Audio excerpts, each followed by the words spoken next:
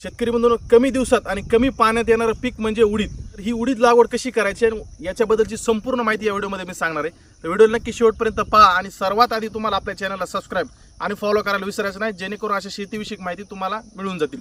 नमस्कार, मी ऋषी मोठे पाटील आणि तुम्ही पाहतात ॲग्री सरकार. फक्त 65 दिवसामध्ये येणार हे पीक आहे आणि तुम्ही जर चांगलं व्यवस्थापन जर करताल तर सहजरित्या तुम्हाला या उडदामध्ये 10 ते 12 क्विंटलचं उत्पादन मिळणार आहे एकरी. तर ह्या उडीद पिकाचं नियोजन करताना आपल्याला 5-6 गोष्टी महत्त्वाच्या आहेत. म्हणजे वाण निवड कोणती करायची, जमिनीची निवड कशी करायची, किंवा उडीद लागवडीसाठी योग्य अंतर कोणतं, खत व्यवस्थापन कसं करायचं आणि तण नियंत्रण कसं करायचं, संपूर्ण माहिती आपण या व्हिडिओमध्ये बघणार. तर व्हिडिओ नक्की शेवटपर्यंत पहा. तर बघा शेतकरी बंधूंनो, सर्वात आधी महत्त्वाची जी गोष्ट आहे ती उडदासाठी जमिनीची निवड कशी करायची. आता तुम्ही बघा शकता ही पाठीमागे जी आहे ती भारी काळी जमीन आहे. तुम्ही काळी जमीन असेल, मध्यम जमीन असेल, ह्या जमिनीमध्ये उडदाची लागवड करू शकता. फक्त हलकी जमीन आणि ज्या जमिनीमध्ये पाण्याचा निचरा होत नाही, म्हणजे जी जमीन चिबाडे किंवा पाणीयुक्त जमीन आहे, अशा जमिनीमध्ये उडदाची लागवड ही टाळा. बाकी सर्व जमिनीमध्ये उडदाची लागवड ही चालते आपल्याला. आणि कमी पाणी लागतं त्यामुळे तुम्ही मध्यम जमिनीमध्ये सुद्धा उडदाची लागवड करू शकता. आता हे झालं मित्रांनो जमिनीची निवड. आता आपल्याला पेरणी कधी करायची ते बघा. आता बघा की आता सध्याची तारीख चालू आहे, आता 7-8 तारीख चालू आहे. येत्या आपल्याला 8 ते 10 दिवसामध्ये उडदाची पेरणी करणं अत्यंत गरजेचं. जर चांगलं उत्पादन काढायचं असेल तर जूनच्या दुसऱ्या आठवड्यामध्ये आपण पेरणी करायची. जुलैमध्ये पेरणी आपल्याला टाळायची. जुलैमध्ये पेरणी उडदाची करू नका. उशिरा जर पेरणी करताना उत्पादन आपल्याला घट येतं. हे झालं मित्रांनो पेरणी कालावधी कधी करायची किंवा जमिनीची निवड कशी करायची. पेरणी करायच्या आधी तुम्हाला काय करायचं, एखादी पाळी टाका किंवा एखादा मोगडा टाकला तरी सुद्धा बास होतं. ज्यांनी रोटर मारला असेल त्यांना डायरेक्ट सुद्धा पेरणी करता येईल. आता आम्ही रोटर मारलेला, आम्हाला डायरेक्ट पेरणी करतात. हे थोडे सड येतं, हे सरळ तुरीची जी सड येते तेवढं विचून घेऊन डायरेक्ट आम्ही पेरणी करणार. अशा पद्धतीने तुम्ही पेरणीचं नियोजन करू शकता. आता वाण निवड कोणती करायची बघा. 65 ते 70 दिवसाचा कालावधी उडीद पिकाचा. काही जे वाण येतं हे 70-75 दिवस सुद्धा घेतात. तर आपल्याला लवकर येणाऱ्या वाण निवड करायची. त्यामध्ये सगळ्यात चांगला पर्याय TAU1 हे मित्रांनो महामंडळाचं बियाणं तुम्हाला कुठं उपलब्ध होईल आणि सगळे विद्यापीठाचीच वाण येते, तिन्ही सुद्धा आहे. तर TAU1 हे जर वाण तुम्ही निवड केलं तर 65 दिवसामध्ये आपल्याला काढण्याचं येतं. भुरी रोगात सुद्धा चांगलं प्रतिकारक वाण आहे आणि एक समान टपोरे दाणे असल्यामुळे आपल्याला एकदाच उडदाची काढणी होते. असं खासियत आहे. तुम्ही निश्चितपणेच ह्या वर्षी जर तुमची जमीन मध्यम असेल तर TAU1 ह्या वाणाची निवड करा. दुसरं एक वाण आहे अधिक उत्पादनासाठी 65 ते 70 दिवसाचा कालावधी याचा सुद्धा, ते आहे PDKV ब्लॅक गोल्ड. तर हे तुम्हाला AKVT नावाने बाजारामध्ये मिळेल. तर तुम्ही ह्या वाणाची निवड सुद्धा करू शकता जर तुम्हाला अधिक उत्पादन काढायचे. तर तुम्हाला दुसरा पर्याय चांगला आहे तो की PDKV ब्लॅक गोल्ड आणि तिसरा एक पर्याय PKV15. ह्या 3 वाणापैकी कुठल्या एक वाणाची निवड करायची उडीद लागवडीसाठी ह्या वर्षी. बाकी इतर खाजगी कंपनीमध्ये सुद्धा निर्मलचा उडीद आहे, ग्रीन गोल्डचा आहे, पण चांगले वाण मित्रांनो विद्यापीठाचे त्याचीच लागवड तुम्ही ह्या वर्षी करा. आंतरपिकामध्ये सुद्धा तुम्ही करू शकता. तुरीमध्ये उडदाची लागवड करू शकता. इतर पिकासोबत करू नका. म्हणजे सोयाबीन सोबत तुम्ही उडीद करू नका. कापसासोबत सुद्धा उडीद जमतो, पण तूर आणि उडीद चांगलं पीक आहे. आणि किंवा तुम्हाला निखळ पेरणी करायची असेल तरी सुद्धा करायची.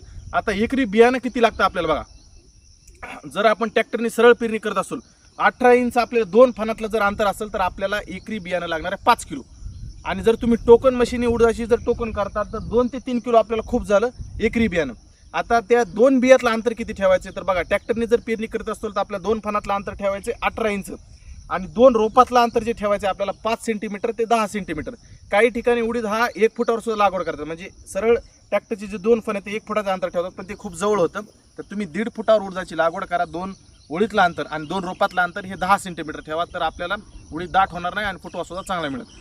आणि टोकन मशीने सुद्धा तुम्ही एका दात्रीचं जे अंतर आहे 5.5 इंच अशामध्ये तुम्ही 2 किंवा 1 बी जरी टाकलं तरी सुद्धा चांगलं उत्पादन आपल्याला उडदामध्ये येणार आहे. हे झालं मित्रांनो बियाणं कसं निवड करायचं आणि त्याचं अंतर सुद्धा तुम्हाला मी सांगितलंय. आता बघा, उडदाला बीज प्रक्रिया करणं खूप गरजेचं आहे. बुरशीजन्य जर रोग आपल्याला भविष्यामध्ये येऊन द्यायचं नसेल तर बीज प्रक्रिया उडीद पेरणी करायच्या आधी आपल्याला करायचं. बीज प्रक्रियेमध्ये तुम्ही थायरम लावू शकतात किंवा कार्बोडिझम आहे ते सुद्धा लावू शकतात 2 ग्रॅम प्रति किलो प्रमाणे. आणि त्याच्यापेक्षा चांगला पर्याय जर तुम्हाला बुरशीजन्य रोगावर करायचा असेल तर तो ट्रायकोडर्मा आहे. 4 ग्रॅम प्रति किलो बियाणास तुम्ही ट्रायकोडर्मा सुद्धा पावडर लावू शकतात. आणि जैविक आणि रासायनिक जर तुम्हाला बीज प्रक्रिया करायची असेल तर आधी रासायनिक करून घ्यायची. म्हणजे काही शेतकरी काय करतात की थायरम असेल, तुम्ही कार्बोनिझम असेल, ह्याची रासायनिक बीज प्रक्रिया आधी करायची, नंतर जैविक करू शकता. जैविकमध्ये तुम्ही PSB असेल म्हणजे जीवाणू जे आहे तर त्याची बीज प्रक्रिया करू शकता. त्याच्यामुळे आपल्याला नत्राची गरज कमी लागेल आणि त्याच्यानंतर तुम्हाला काय ती पेरणी करता येते. अशा प्रकारे बीज प्रक्रिया करण्याचं नियोजन करा आणि बीज प्रक्रिया केल्याशिवाय उडदाची लागवड करू नका. आणि आता शेतकरी बंधूंनो सगळ्यात महत्त्वाचा विषय येतो की खत व्यवस्थापन काय करायचं आहे उडीद पेरणीसाठी. आता बघा, उडदाला फक्त नत्र आणि स्फुरदाची गरज महत्त्वाची असते. पालाश कमी प्रमाणामध्ये लागतं. तर आपल्याला सगळ्यात चांगला पर्याय DAP जर तुमच्याकडे उपलब्ध असेल तर 1846 तुम्ही एकरी 1 बॅग टाकू शकतात. आणि दुसरा एक जर पर्याय जर तुमच्याकडे 1846 उपलब्ध नसेल तर तुम्ही 12-32-16 एकरी 1 बॅग हे तुम्ही उडीद पेरणीसोबतच द्यायचं. आपल्याला नंतर पेरणीला खत द्यायचं नाही. ज्यावेळेस तुम्ही पेरणी करणार ट्रॅक्टरच्या साहाय्याने तर द्या. आणि जर तुम्ही टोकन पद्धतीने उडीद लागवड करणार असाल तर आपल्याला खत पेरणी करता येत नाही, तुम्हाला एक तर मोकळ्या रानामध्ये टाकावं लागतं किंवा फवारणीद्वारे नियोजन करतो. अशा प्रकारे खत व्यवस्थापन करायचे. खत जर पेरणी केली तरच आपल्याला उडदामध्ये 10 ते 12 क्विंटलचं उत्पादन एकरी मिळणार आहे. आणि तण नियंत्रण हा जो महत्त्वाचा विषय हा शेतकऱ्यांनी खरंच करणं गरजेचं आहे. ते 65 ते 70 दिवसाचं पीक आहे आणि जर आपण तण नियंत्रण जर चांगलं केलं तर उडदामध्ये आपल्याला उत्पादनामध्ये 30% घट येते. मग तण नियंत्रण जर करायचं असतं तर आपण उडीद लागवड केल्यानंतर लगेच 2 दिवसाच्या आतमध्ये पेंडीमिथिलिनची फवारणी करायची. मग तुम्ही उडीद आंतरपीक कोणत्याही पिकासोबत घेतलं तरी सुद्धा पेंडीमिथिलिनच फवारायचं आपल्याला 38%चं. एका एकरला 700 ml औषध येतं, ते 200 लिटरच्या पाण्यामध्ये मिक्स करून तुम्ही लगेच पेरणी झाल्या फवारून घ्यायचं. मग ओल कमी असेल जास्त असेल तरी चालतं. ह्याच्यामुळे काय होणार आहे, आपल्या गवत वर्गीय रुंद पानाचं तणाचं नियंत्रण चांगलं होणार आहे. तर तुम्ही अशा प्रकारे तण नियंत्रण करू शकतात. किंवा काही शेतकऱ्यांना काय होतं की उडीद लागवड करायच्या वेळेसच अशा प्रकारची हराळ दाखवा, अशा प्रकारचं गवत वगैरे थोडंसं उगून आलेलं असतं. तर मग तुम्हाला काय करायचं आहे की तुम्ही उडीद पेरणी करतानाच उडीद पेरणी आपली झाली की त्याच्यानंतर जे पेंडीमिथिलिन त्याच्यामध्ये 50 ml प्रति पंपाला पॅराकॉट डायक्लोराइड जे 24% कॉन्टॅक्ट प्रकारचं तणनाशक आहे ते जर मिक्स केलं तर हे गवत सुद्धा जळून जाईल. अशा प्रकारे तण नियंत्रण करा. आणि उडदाचं सुधारित वाहनं कोणते ह्याची सुद्धा व्हिडिओ आपल्या चॅनलवर टाकलेली आहे, तुम्ही जाऊन बघा. मागच्या वर्षी आपण उडीद पिकामध्ये एकरी 10.5 क्विंटलचं उत्पादन काढलं आहे, त्याची सुद्धा व्हिडिओ टाकलेले तर ते सुद्धा जाऊन बघा. सविस्तर माहिती आपल्या चॅनलवर उडीद पिकाबद्दल येत राहील इथून पुढं. अशा प्रकारे नियोजन केलं तर तुम्हाला बंपर उत्पादन उडीद पिकामध्ये येणार आहे. काही प्रश्न असतील तर कमेंटमध्ये विचारायला विसरू नका. आणि ज्या शेतकऱ्यांना उडीद पिकाबद्दल मार्गदर्शन पाहिजे अशांसाठी आपण फक्त 99 रुपयामध्ये सविस्तर सल्ला हा उडीद पिकाबद्दल दिला जाईल.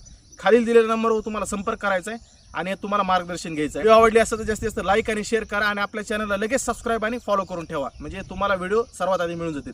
भेटूया पुढच्या व्हिडिओमध्ये. धन्यवाद. जय महाराष्ट्र.